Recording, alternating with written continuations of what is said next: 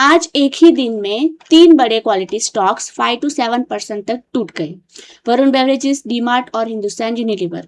तो क्या इन कंपनियों के बिजनेस में कोई बड़ी दिक्कत आ गई है या फिर मार्केट ने ओवर रिएक्ट किया है? आज हम नंबर्स के पीछे की पूरी कहानी समझेंगे और आखिर में बात करेंगे कि ऐसे समय पे हमारी स्ट्रेटेजी क्या होनी चाहिए। तो चलिए स्टार्ट करते हैं वीडियो को। सबसे पहले हम बात करने वाले हैं HUL मतलब कि हिंदुस्तान यूनिलीवर के बारे में। तो देखिए स्टॉक है ना आज 5 to 6% तक गिरा। क्यों? क्योंकि कंपनी ने क्वार्टरली रिजल्ट्स जो दिए वो मार्केट की एक्सपेक्टेशन से कमजोर रहे। पहली नजर में रेवेन्यू देखकर लगेगा कि रिजल्ट अच्छे हैं। रेवेन्यू लगभग 10% बढ़कर 17,341 करोड़ तक पहुंच गया। लेकिन मार्केट सिर्फ रेवेन्यू नहीं देखता, मार्केट प्रॉफिटेबिलिटी भी देखता है। नेट प्रॉफिट अगर आप देखोगे तो वो 3% डाउन है, 3% घटकर 2,673 करोड़ रह गया। अभी एबिटा भी आपका अब देखोगे तो अप है 8.43%, लेकिन साथ में जो मार्जिन है वो 23.1% घटकर 22.76% आ गए। यानी कि कंपनी सेल्स तो ज्यादा कर रही है, लेकिन हर 100 रुपीज की सेल पे पहले जितना प्रॉफिट कमा रही थी अभी उतना नहीं कमा रही है। और यही रीजन है कि मार्केट ने स्टॉक को पनिश किया। क्वालिटी बिजनेस होने के बावजूद भी short term margin pressure investors को पसंद नहीं आता है और इसी वजह से स्टॉक प्राइस आज हमें गिरता हुआ दिखा। अब मार्जिन क्यों कम हुआ वो क्वेश्चन हमें आना चाहिए। तो रॉ मटेरियल कॉस्ट बढ़ने से मार्जिन के ऊपर प्रेशर पड़ा। मैनेजमेंट ने भी ये कहा कि कमोडिटी इन्फ्लेशन और जियोपॉलिटिकल अनसर्टेनिटी की वजह से शॉर्ट टर्म प्रेशर बना हुआ है, इसलिए मार्केट ने स्टॉक को तुरंत पनिशमेंट दे दी। लेकिन यहाँ एक बात समझिए, हिंदुस्तान यूनिलीवर का बिजनेस खराब नहीं हुआ है। इंडिया में FMCG डिमांड अभी भी स्टेबल है, रूरल डिमांड भी धीरे धीरे इंप्रूव हो रही है। मार्केट ने फ्यूचर ग्रोथ नहीं बल्कि शॉर्ट टर्म मार्जिन प्रेशर को प्राइस किया है और इसी वजह से आज हमें स्टॉक प्राइस काफी 5 से 6% तक गिरता हुआ दिखाई दिया। अब आते हैं वरुण बेवरेजेस के ऊपर।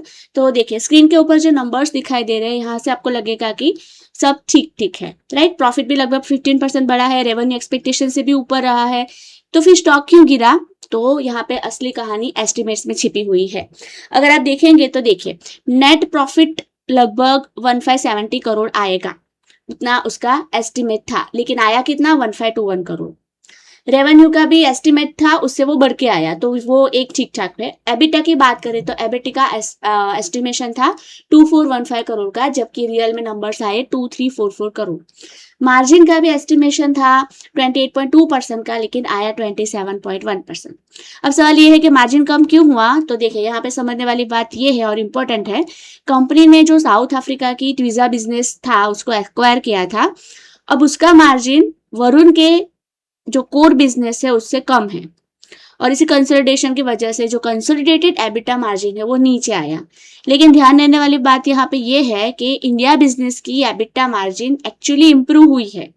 ग्रॉस मार्जिन भी 44 बेसिस पॉइंट से बढ़ के 55% हो गई है। अब ये आपको कहाँ पे पढ़ने में आएगा? जो मैनेजमेंट की कमेंट्री आज आई थी उसमें ये सब लिखा हुआ है। और जो लो शुगर प्रोडक्ट्स है उसकी डिमांड भी बढ़ रही है और इंडिया का जो ऑपरेशंस है वो भी काफी स्ट्रांग है, मतलब कि बिजनेस कमजोर नहीं हुआ है। शॉर्ट टर्म इंटीग्रेशन कॉस्ट और लोअर मार्जिन एक्विजिशन की वजह से मार्जिन दबे हुए हैं। तो ये मेरे हिसाब से एक टेम्पररी इश्यू है। अब आगे बढ़ते हैं और बात करते हैं हम एवेन्यू सुपरमार्केट मतलब कि डीमार्ट की। डीमार्ट का रिजल्ट कब से आ गया है, राइट? ये अभी आज नहीं आया है, तो फिर भी इसको हम डिस्कस कर ही लेते हैं आज में। देखिए यहाँ पे डीमार्ट के नंबर्स देख के पहली नजर में आपको शायद समझ ही नहीं आएगा कि स्टॉक गिरा क्यों। रेवेन्यू भी यहाँ पे 15% अप है, एबिटा भी 16% जितना अप है, मार्जिन भी आप देखोगे तो एस्टिमेशन से काफी अच्छे हैं, सब अच्छा है। तो फिर नंबर्स मतलब स्टॉक हमारा गिरा क्यों? तो इसका जवाब है ना रिजल्ट्स में नहीं है, वैल्यूएशन और एक्सपेक्टेशन ये दोनों के अंदर छुपा हुआ है। अभी डीमार्ट की अगर बात करें तो डीमार्ट बहुत सालों से प्रीमियम वैल्यूएशन के ऊपर ट्रेड करता आया है। अब जब कोई स्टॉक प्रीमियम वैल्यूएशन पे होता है तो मार्केट सिर्फ अच्छे रिजल्ट्स नहीं चाहता, मार्केट एक्सेप्शनल रिजल्ट्स चाहता है। अगर ग्रोथ अच्छी हो लेकिन मार्केट की उम्मीद उससे भी ज्यादा हो तो प्रॉफिट बुकिंग देखने को मिलती है। यानी कि यहाँ पे बिजनेस खराब नहीं हुआ है, बल्कि एक्सपेक्टेशंस इतनी ऊंची थी कि अच्छे रिजल्ट्स के बाद भी इन्वेस्टर्स उससे भी हैप्पी नहीं हुए, क्योंकि उनकी एक्सपेक्टेशन ज्यादा थी तो वो मेल नहीं जमा, इसकी वजह से स्टॉक हमें गिरता हुआ दिखा। आज की सबसे बड़ी लर्निंग क्या है? तो मार्केट कभी भी सिर्फ अच्छे रिजल्ट्स पे स्टॉक नहीं चलाता। मार्केट कंपेयर करता है एक्सपेक्टेशंस वर्सेस रियलिटी।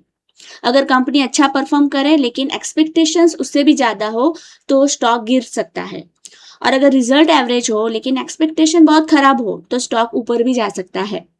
यही स्टॉक मार्केट का साइकोलॉजी गेम है। आज हमने जो 3 स्टॉक्स देखे वो हमें क्या क्या लेसन सिखाते हैं, अगर मैं उसके बारे में बात करूं तो हल गिरा, हिंदुस्तान यूनिलीवर गिरा। क्यों? क्योंकि मार्जिन और प्रॉफिट पे प्रेशर आया।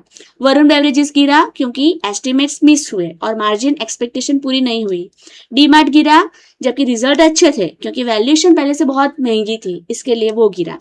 यानी स्टॉक प्राइस का मतलब होता है बिजनेस परफॉर्मेंस और मार्केट एक्सपेक्टेशन, ये दोनों का कॉम्बिनेशन।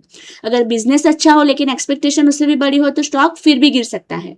इसलिए एक इन्वेस्टर को सिर्फ रिजल्ट नहीं पढ़ने चाहिए बल्कि ये भी समझना चाहिए कि मार्केट क्या एक्सपेक्ट कर रहा था। मेरी स्ट्रेटेजी बिल्कुल सिंपल है, मैं पैनिक में सेल नहीं करूंगी और सिर्फ गिरावट देख के बाय भी नहीं करूंगी। मैं पहले ये देखूंगी कि बिजनेस इंटैक्ट है या नहीं, प्रॉब्लम टेम्पररी है या परमानेंट, और क्या वैल्यूएशन अब अट्रैक्टिव बन रही है। अगर तीनों का जवाब सही है तो ऐसी गिरावट लॉन्ग टर्म इन्वेस्टिंग के लिए अपॉर्चुनिटी बन सकती है।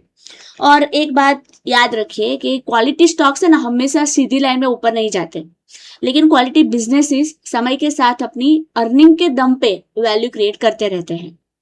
मार्केट हर क्वार्टर कंपनीज को मार्क्स देता है, कभी ए ग्रेड, कभी बी ग्रेड और कभी पनिशमेंट भी देता है। लेकिन एक इन्वेस्टर का काम पैनिक करना नहीं है बल्कि ये समझना है कि गिरावट टेम्पररी सेंटीमेंट की वजह से है या परमानेंट बिजनेस प्रॉब्लम की वजह से है, और इसी फर्क से लॉन्ग टर्म वेल्थ बन सकती है। सो आई होप कि आज का वीडियो आपको पसंद आया होगा। आपको शॉर्ट में पता चल गया होगा कि तीनों बिजनेसेस अभी भी इंटैक्ट है। ये एक शॉर्ट टर्म प्रेशर की वजह से स्टॉक आज गिरा था। तो ये पूरा मेरा एनालिसिस था, आपको अपनी तरफ से एनालिसिस करके जो भी आपको डिसीजन लेना हो आप ले सकते हैं। Thanks for watching.